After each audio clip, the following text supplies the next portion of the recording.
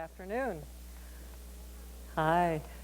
I'm absolutely fascinated and moved by the human singing voice, whether it's elite classical or operatic singing or commercial singing, pop, jazz, folk, rock, and all other genres. And I think most people are very moved by song and touched by such artistic communication, no matter what. Today we're going to be exploring a little bit about the operatic voice and how visual and auditory feedback can assist us in its study. We will also look briefly at some non-operatic sound. The operatic singer must master specific elements in their training in order to be successful, creative, and to sing freely. Just as in any art form, one learns to be competent in order to become truly creative. So accompanying me today, as you know, are Brian and Michael, and I would like to say a special thank you to the Chicago Humanities Festival for letting me bring them along. I think you'll enjoy what they have to say and how they sing very much. Professor Emeritus Richard Miller, who remains a powerful influence in the field of vocal pedagogy even after his recent death, founded the Vocal Arts Center in 1989. He authored books that are the texts for courses in the majority of universities and conservatories across our country and around the world. And additionally, he had a fine operatic career. One of his special gifts was to bring together this marvelous art form and a movement in the teaching of singing, the purpose of which was to back up our private instruction with acoustic and physiologic truths. He was respected by people in vocal, scientific, and medical fields alike, and he had a tremendous influence on all of us. And since its inception, Oberlin's lab has served as a model for other universities and conservatories across the country. Richard Miller said that as voice teachers, we actually teach awareness of the nature of vocal sound, of timbres or colors, and kinds of coordinations that can be routined and made easier. We feel, we draw on the memory of sensation, we hear, and obviously we see. And we must unite these elements into a whole. And individual experiences cannot be, unfortunately, transferred directly from teacher to student. So we're always looking for easier ways to help us on our path. In generic physiologic and acoustic factors, there is a commonality among all who learn to sing.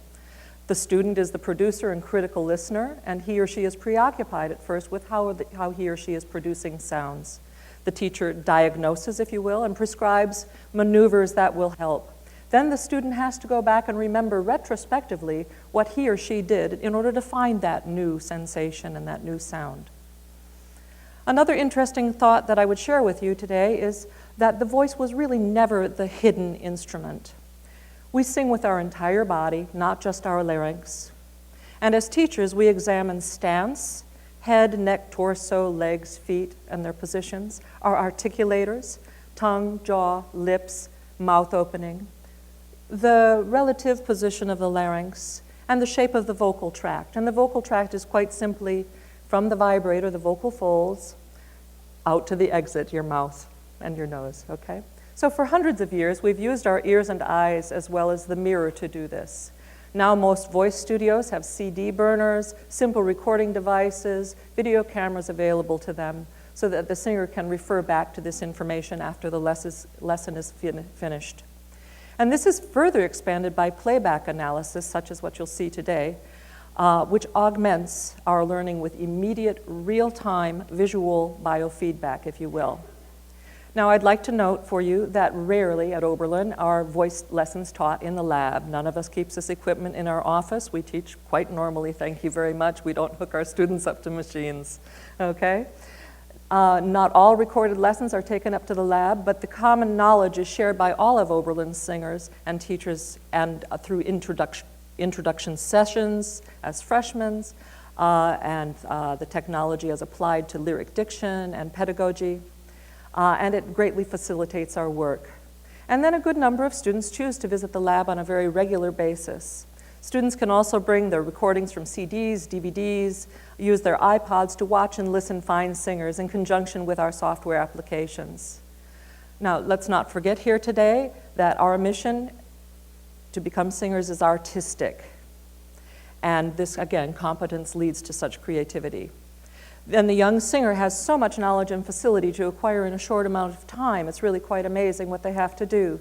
Singing, acting, fluency in foreign language, lyric diction, superb musicianship, style, knowledge of operatic tradition and legacy. And it's been said before that an opera singer has to multitask, much as an air traffic controller does when doing his work. We are indeed singing athletes. So in the learning process, we are indeed systematic. We look and listen for consistency, ease, and efficiency of production in each singer. The spectrographic display that you're going to see today and our other software only serves to confirm or affirm what we're striving for. It's not a goodometer, it's not a badometer. It just gives us an added layer of information. Specifically, the gentlemen here are going to help us to examine very, very quickly onset and release, or how we enter a sound and leave it. It determines a lot about our expression and freedom of production. Vibrato, its presence, its absence, its evenness from top to bottom, loud or soft. Clean definition of vowels, or are there a bunch of transition sounds? Legato, or the beauty and smoothness and phrase direction that we all appreciate when we're listening to opera singing. Our resonance balance, harmonic distribution, also agility, and how it affects timbre and freedom. We need to be able to sing slowly, sustained, quickly as well. Both are pillars of what we do. Vowel modification is a really interesting topic. Some people will call that covering on the harmonic spectrum. It's also known as formant tuning.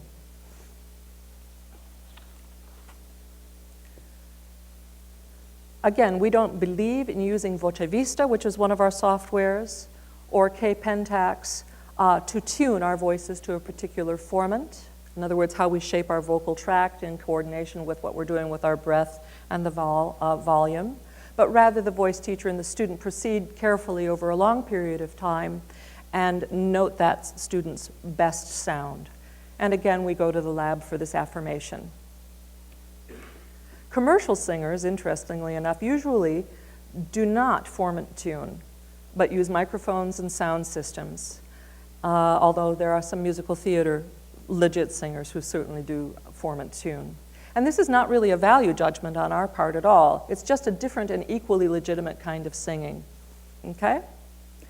The language of imagery in lessons is still used, but it can be verified both visually and orally. As we prepare to hear a really fine recording of a premier singer, let's examine how we define great singing. What are some of the common factors that characterize high-level vocalism, and can those factors be identified and demonstrated? Posture, as I said, movement of the abdominal wall, torso activity, movement of the mouth and jaw, head and neck relationships, all of these necessary components you will see in just a moment. All great classical singer exhibits what we call chiaro-scuro tone, which I believe, Michael, you're going to talk about. And this is a term that addresses the balance of harmonic partials that show both the depth of the voice and the brilliance. This can be visualized by subjecting sound to spectral analysis, and you will see that it is not the number of overtones that you'll see, the squiggles on the screen, but the relationships to the fundamental pitch being the perceived pitch that you're hearing, to one another that determine the professional elite classical sound. Fine singers in this profession avoid excessive brightness in their sound or excessive weight, and are discovering a really wonderful balance among the lower and upper regions of the spectrum. Untrained singers normally do not exhibit this kind of harmonic selection, and when not balanced, you'll hear noise factors or harmonics that are not integers of the fundamental note. And as one of my freshman women said to me a couple of weeks ago, when I'm not singing well, Ms. Manz, it feels like there's destructive interference going on. She feels blocked, she feels effortful. But when it's working well, it feels free, okay? Although each artist's voice that you'll hear today is distinctly different in sound, we will observe this commonality. I'm going to let Brian now explain the spectrographic display. He'll sing an E-A-O-U sequence, and then he'll help you to find your bearings here. And following that, we'll play an excerpt of Leontine Price. And at that time, I will ask again that you turn off all of your own personal recording devices. If you're interested, I would suggest that you go take a look at YouTube and other online sites. Okay, Brian, thank you. Thanks, Ms. Manz. So, as she said, there are many tools that we use in OBSVAC, just as further proof to what we're already learning. And one of those tools is called Voce Vista, which is a spectrographic program. I can get the computer to queue up here. All I'm going to do is sing a very basic E-A-O-U sequence into this program, Voce Vista, and then I will briefly explain how the program works.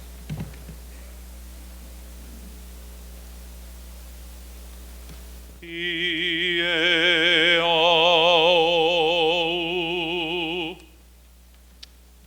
Okay. Cool, huh? So that is my spectrograph. That's basically a picture of my timbre. This program works on three basic axes.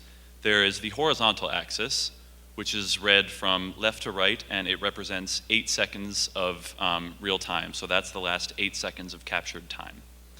The vertical axis delineates frequency, which is measured in hertz, which is the amount of times air molecules are disturbed per second. And we often perceive that as different pitch. So a lower frequency would represent a lower pitch, and a higher frequency would represent a higher pitch. And the third axis that this program works on is the color axis, which represents intensity of sound, or as we would often perceive it, volume. Black is the absence of sound, running through dark blue to light blue, yellow, orange, and red being the most intense or the loudest sound. So now that we know what axes this works on, we can talk about what all these squiggly lines mean. Now I said that the vertical axis represents frequency, which I said we often hear as pitch. So you may be wondering, I only sang one pitch, but there's a lot of lines there. The very bottom line is what's called, and Ms. Manz spoke about this briefly, the fundamental frequency, which is the pitch that you all heard me sing. All of those lines above that are overtones. Now, overtones are frequencies that occur at integer multiples of the fundamental frequency. So if I were to sing an A220, or the A immediately below middle C on the piano, there would be a frequency of 220 hertz, and that would be the fundamental frequency. But there would also be frequencies being emitted at 440, 660, 880, so on and so forth. And that's what is responsible for the individual timbre and complexity of the voice. So on any instrument, on any pitch, there will always be a complete overtone series present.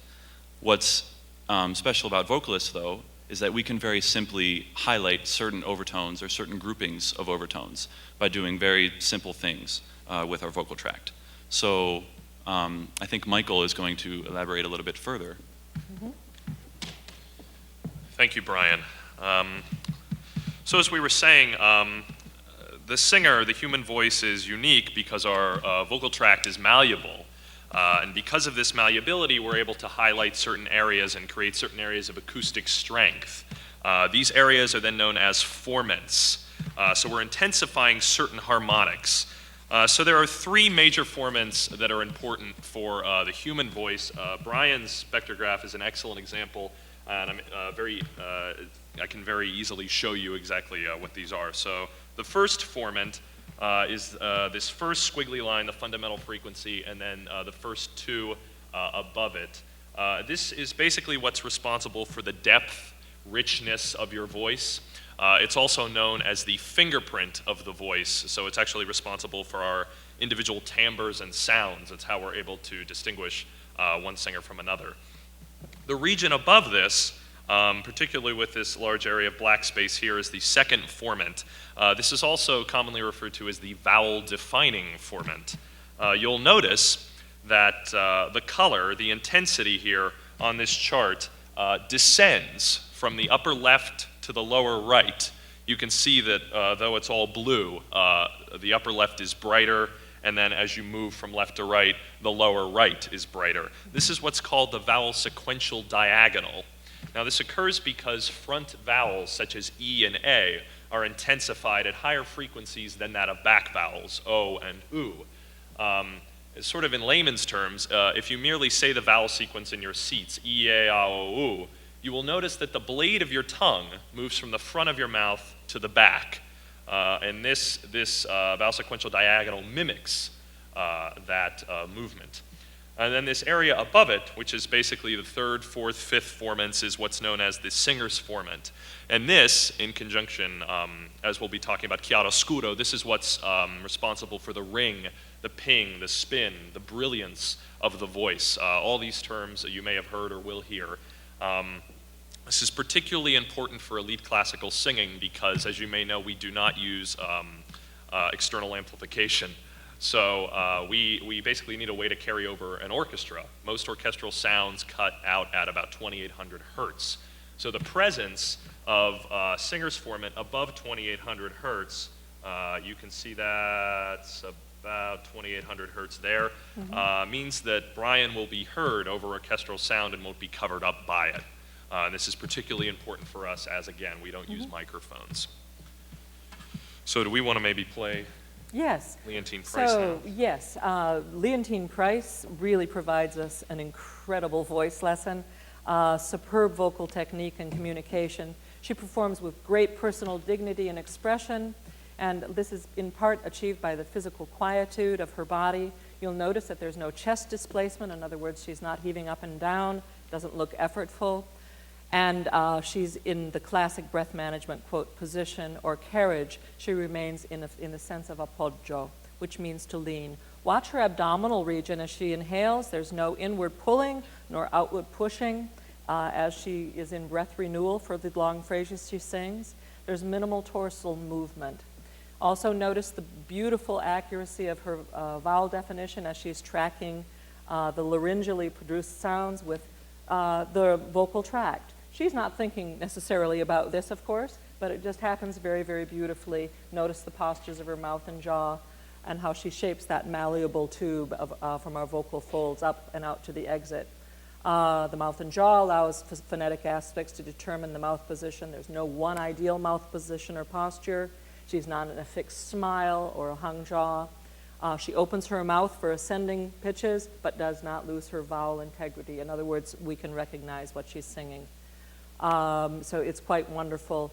Her singing is consistently vibrant. There are clean onsets and releases, and the dynamics are flexible and varied. So let's play chapter 1, please, if we could, on the DVD.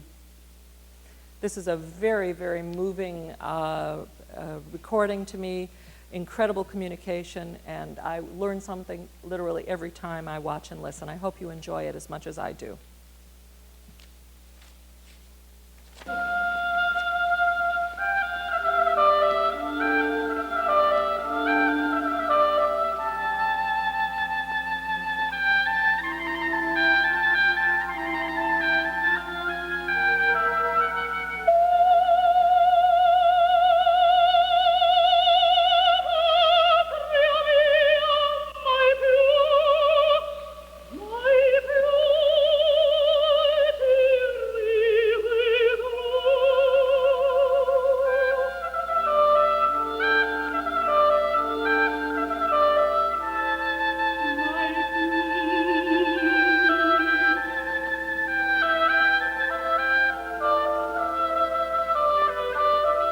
The difference in the orchestral sound versus the vocal sound quite easily.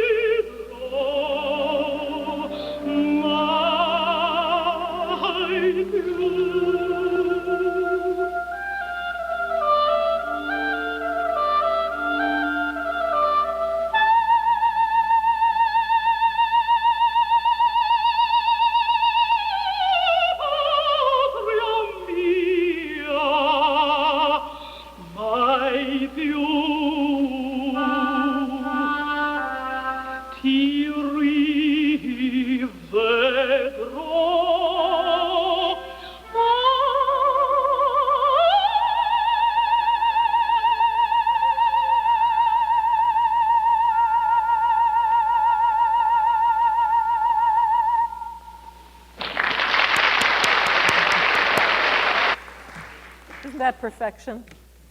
It's just incredible. So, as we're saying, an excellent example. Worth perhaps an interesting contrast. Some of you may be more familiar with this. Ethel Merman, Everything's Coming Up Roses. Which Note- we love. which I adore her. Adore. Yeah. Just note the differences.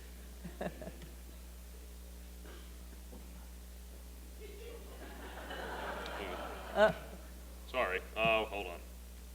Sort of, the sound is not coming through. I can certainly speak to some of the things that we use the spectrograph for while we're sort of figuring out our technical specificities. There are several qualities of elite classical singing that are particularly important, and that we can use this technology to sort of check in with. One of which is chiaroscuro, which we've already mentioned several times. This simply means the balancing of light and dark. It's a term that originally came from 16th century Italian paintings and has provided a nice descriptor for classical singing. It describes an ideal tone that we're aiming for that has at the same time brilliance and warmth. So as we were discussing Brian's spectrograph, we noted the first formant being responsible for warmth, the singer's formant being responsible for brilliance, and we want these to be essentially balanced and not to be overtaken. So actually I'm going to pause this because you'll all sort of be able to hear this. And I'm going to demonstrate for you an overly dark, an overly bright sound, and then a balanced sound. And then we will look at the differences and talk a little bit more. Oh, ah, oh. Whoa. Okay. So, as you can see, cut off a little bit, but you You'll can have see to all use the the way to the cursor, left, too. right? You'll have to use the cursor. Oh, very good, right. So as you can see on the left here, this region down here near the first formant is much more intense in the first sound, an overly dark sound. And you can see that partials don't occur as high as they do in this middle and this last sound. Now, it's pretty clear in the overly bright sound. You can see there's great intensity in the singer's formant and greatly diminished intensity in the first. What we're really aiming for is this final picture here. You can see that there's clear balance between the regions here. There's intensity at the first and there's intensity in the singers. I have sound above 2800 hertz and we're not basically we're not doing anything too extreme as in the first two sounds. We can also use another software called Sonomatch to examine this quality. Now what I'm going to be using is called the Blue Wave Display. As you can see, I was using it before. What this is frequency is on the horizontal axis, intensity is on the vertical. So what you're going to see is three peaks. The first of which, all the way to the left, is the first formant.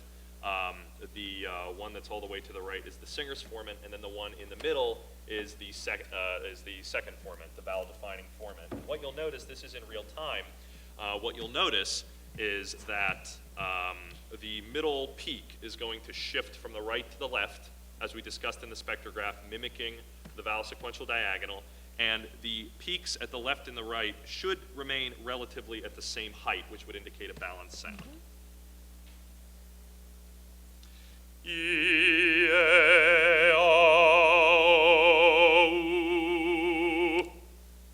Woo, fine definition. Nice tonal balance. We like that very much. That's what I like to hear. There we go.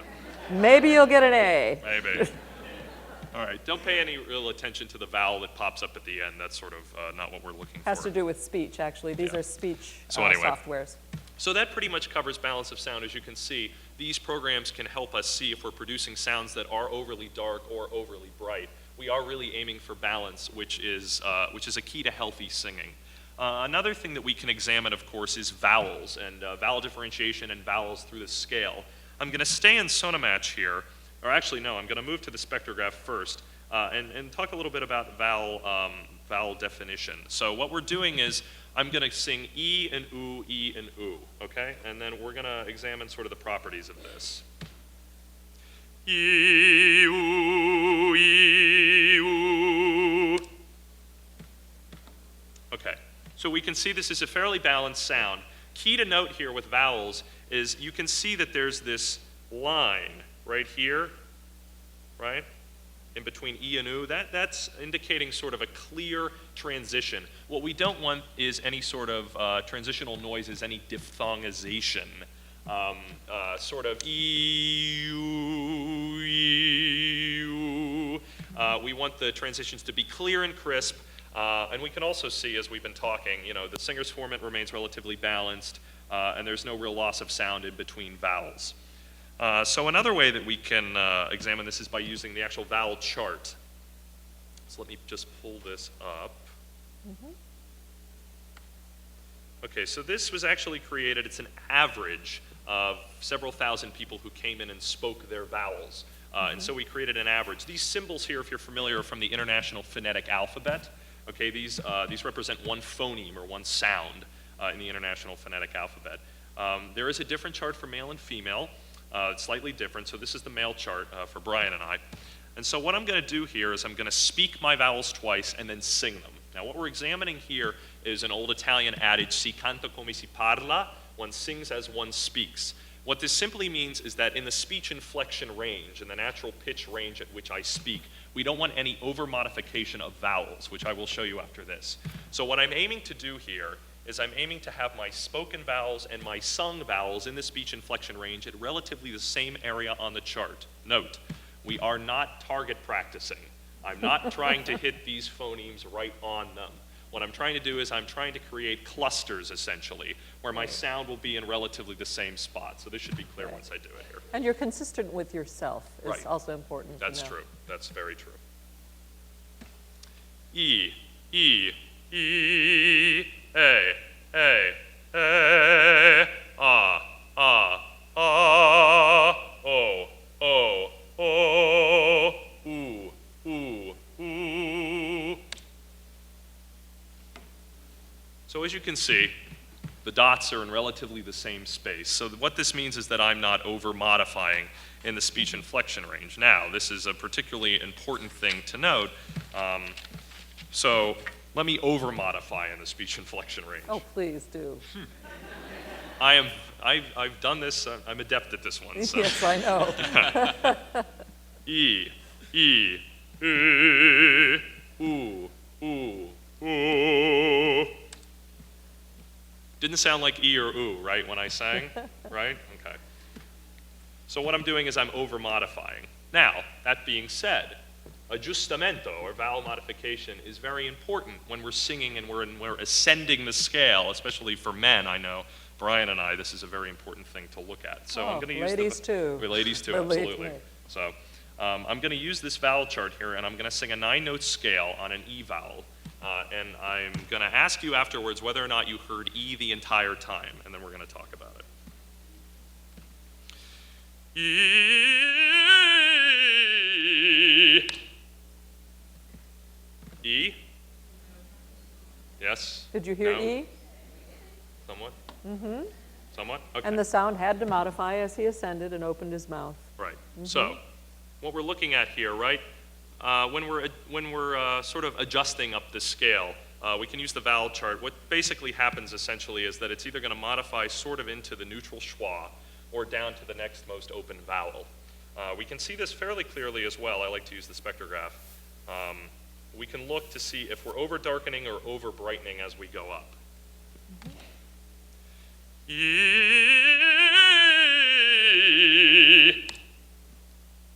So if I was over darkening when I went up, essentially what you would see is that this top region would sort of drop out, and you would see a great intensity towards the bottom. Contrastingly, if I was being overly bright, if I was trying to sing a pure E vowel as I went up, there would be great intensity all up in the top, but much less intensity down towards the bottom. As you can see, again, it's fairly balanced.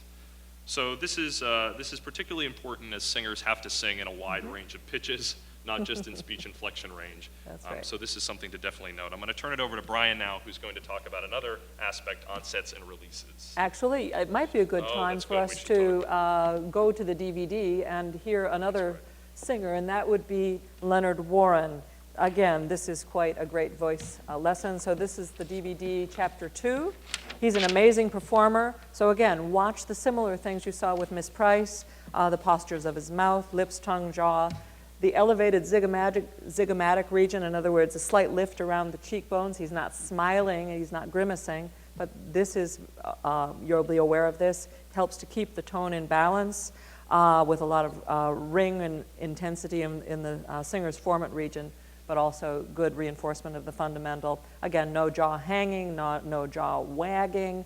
His body is quiet, chest is not displaced, and no matter how fast the words, there's also presence of vibrato, which you're going to get to too, indicating, again, freedom and release of the sound and a great resonance balance. Okay, if we can do that number 2, that would be wonderful.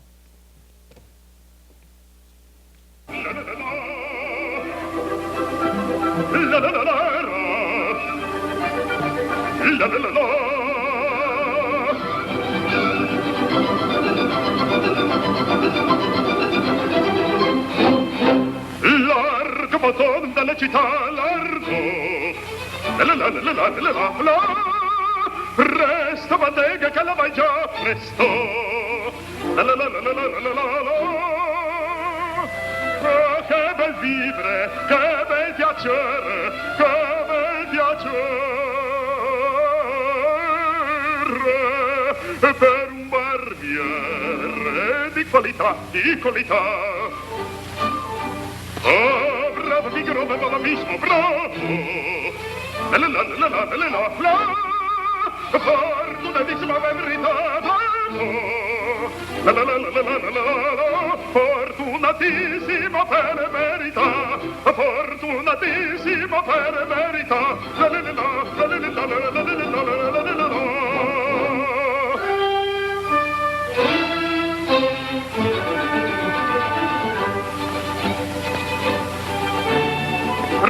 tutto donato giorno, sempre d'intorno in giro sta, mi cucagna per maviere, mi nove non si dà.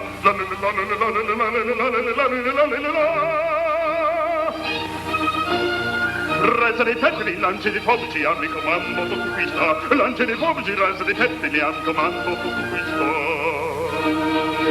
E la risorsa, o del mestiere, Notice how collected his mouth is. con la donnetta, So charming, so col fun. cavaliere, con la donnetta, col cavaliere,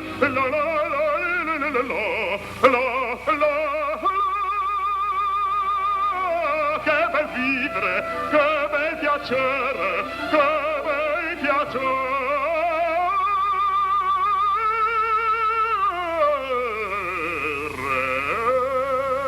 Per un barbiere di qualità, di qualità. Tutti mi chiedono, tutti mi vogliono, donne ragazzi, vecchie fanciulle, qua la parrucca, questa è la barba, qua le sanguigna, resilier, tutti mi chiedono, tutti mi vogliono, tutti mi chiedono, tutti mi vogliono, qua la parrucca, questa è la barba, resilier, Figaro, Figaro, Figaro, Figaro, ahimè, che puri, ahimè, che vola una alla volta, per carità, per carità, per carità, una alla volta, una alla volta, una alla volta, per carità. Figaro, son qua, ehi, Figaro, son qua, Figaro qua, Figaro là, Figaro qua, Figaro su, Figaro giù, Figaro su, Figaro giù, Figaro su, per tuttissimo, sempre in tutti di strappetto, delle città, delle città, delle città, delle città, delle città. Abra Figaro, abismo, fortunatissimo, fortunatissimo, fortunatissimo, per verità. Abra Figaro, abismo, fortunatissimo, fortunatissimo, fortunatissimo, per verità. Sei nel peccatum della città, sei nel peccatum della città, della città, della città, della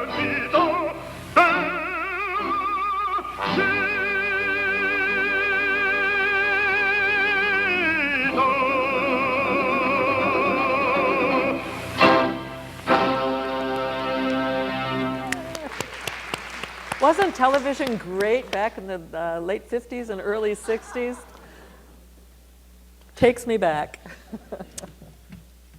That's a fun performance, huh? isn't it? So now we're going to briefly talk about onsets and releases. An onset basically just is the beginning of sound.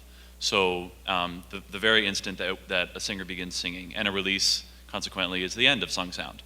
They're very important to healthy singing, and there are three basic types.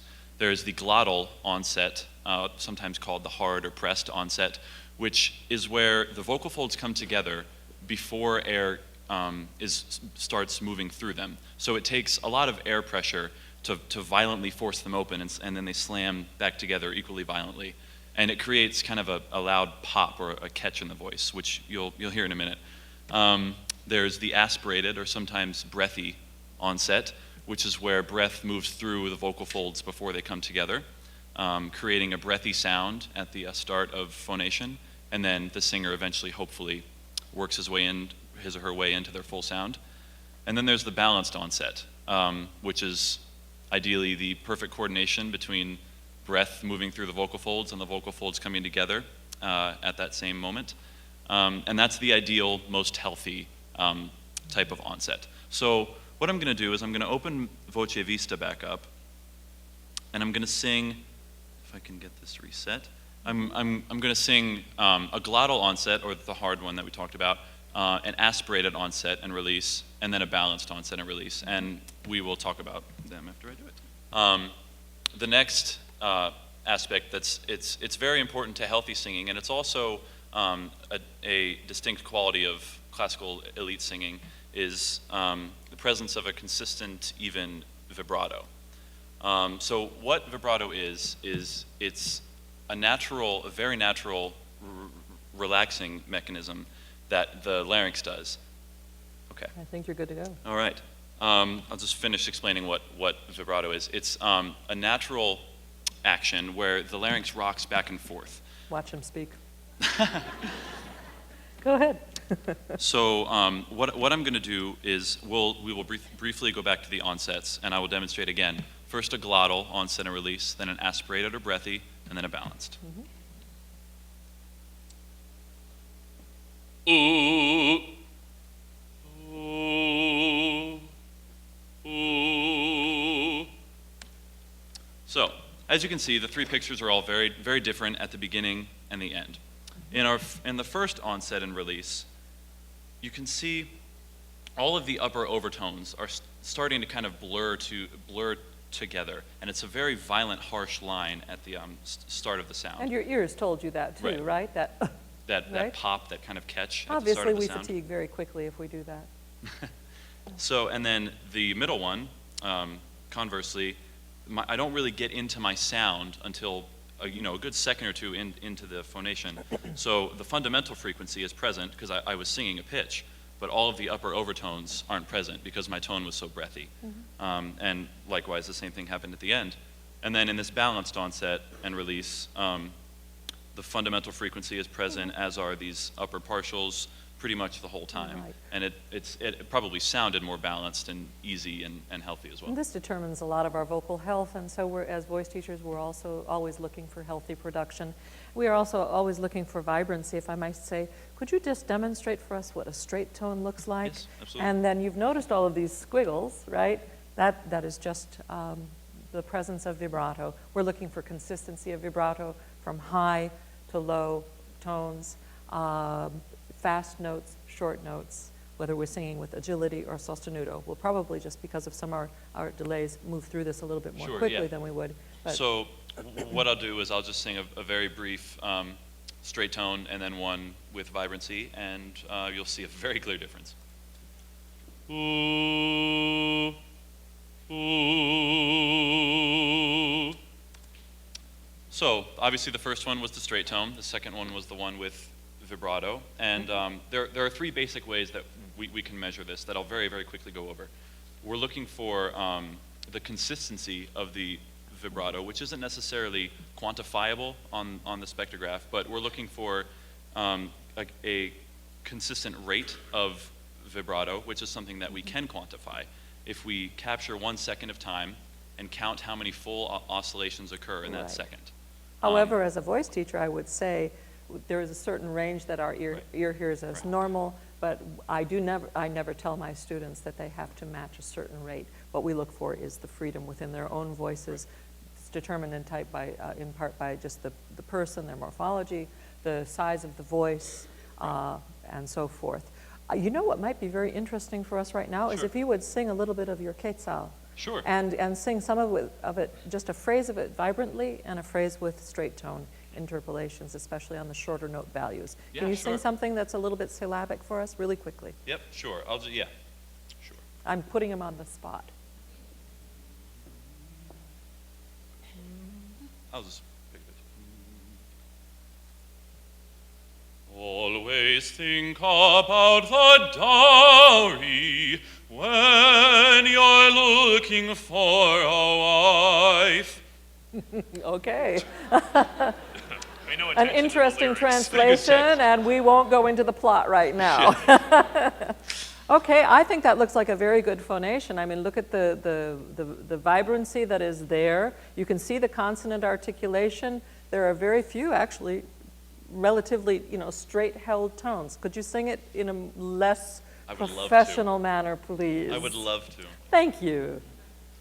Always think about the dowry when you're looking for a wife. And you can hear Crept that in a that's little more bit. stressful to him. So that's just one of the tools. I remember I had a student who came to Oberlin and could not quite understand the fact that she sang straight tone all the time. She sounded like a boy soprano. When she finally saw it, she went, "Oh, you're not lying."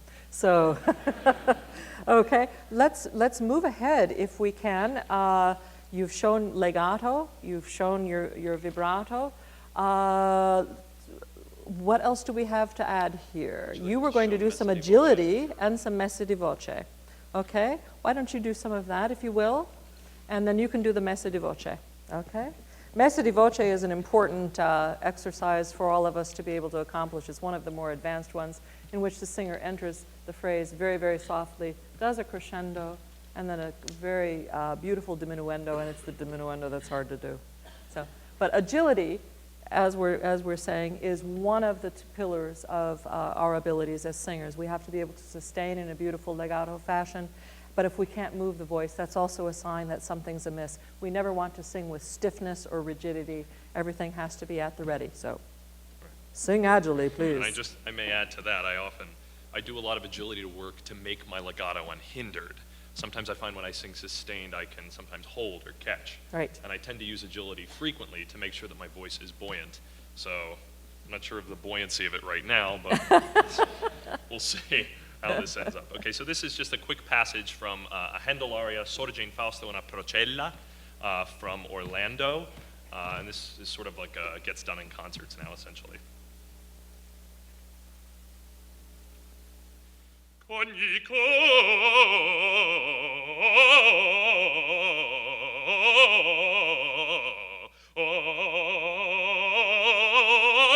fa goder. Cool, huh? Yeah. So You guys are anyway, great. that's, one of the things really to remember about agility is, I try to make sure that it's connected and buoyant and that I'm not pushing, which I absolutely have a tendency to do a lot, and to make sure that it has qualities of legato in it as you sing, and that it's buoyant. So Brian, I think, is going to demonstrate some legato. And wouldn't here you both say that agility has helped you to, as young men especially, to expand your range in both Absolutely. directions? Absolutely. Because young men, it's a long process to find, quote, the top in a very easy way. Yeah. Show us a messe di voce, if Absolutely. you would. So very, very briefly, all I've added to the top is what's called a waveform envelope, and that takes the intensity or the volume like we spoke about, and it mirrors it on that x-axis. So what I'm going to attempt to do is sing messe di voce, which is a very gradual, starting very quietly, a very gradual crescendo and an equally gradual, hopefully, decrescendo. And what we're looking for is consistency in my resonance factors. So hopefully I won't lose singer's formant in the quiet singing, and it won't, and my sound will become too distorted when I get loud. And also that the crescendo and the diminuendo happen at the same rate, which is what the waveform envelope will help show. Mm-hmm.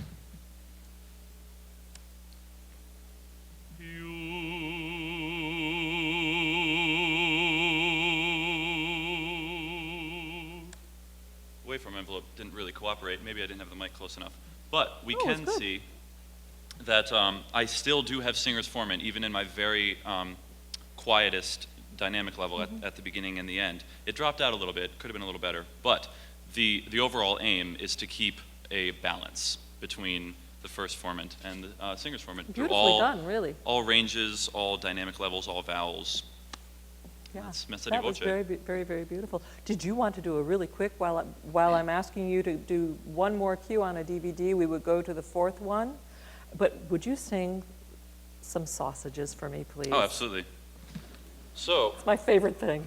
another thing that we can show is singing in an unlegato fashion, and I'll just do it, and then we'll look at it. Yeah, it'll be apparent.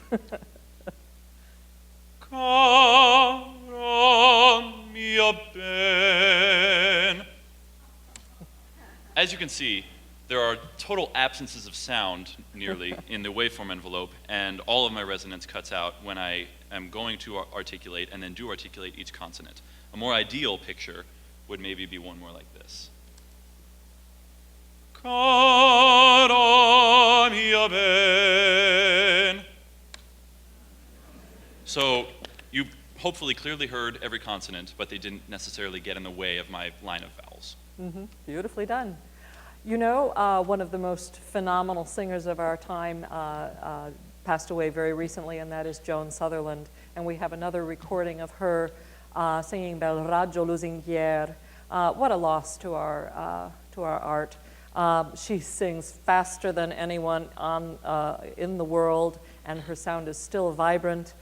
She has tonal balance, especially when she is high in her voice. It's always reinforced by the strength of the region of the first formant. So you'll see actually a lot of those hotter colors that have been referred to near the fundamental pitch. It's truly an amazing recording. So if we could make that switch to number 4 of that DVD, enjoy. We'll miss her.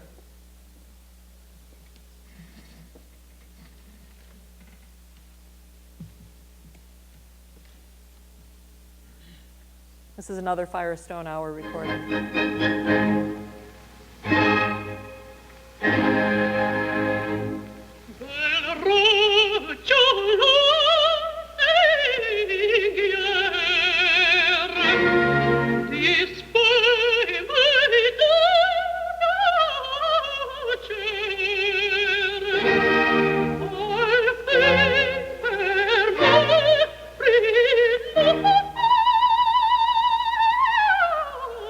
See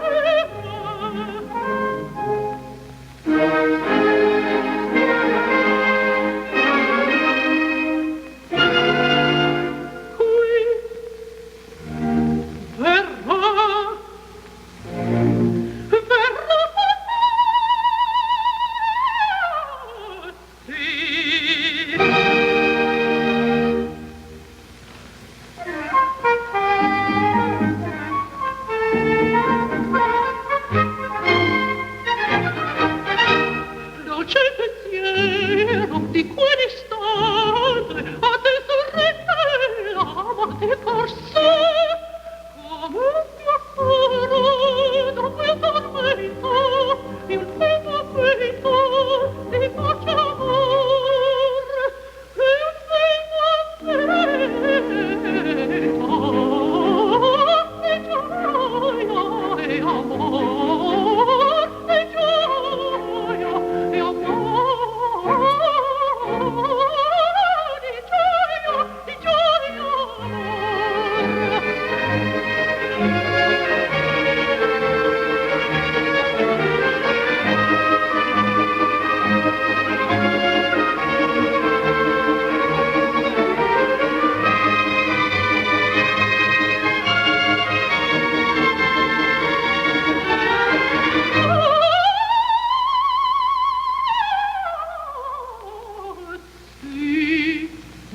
sì, dolce pensiero di quell'istante a te sorride amate forse come mio cuore dopo il tormento il primo peito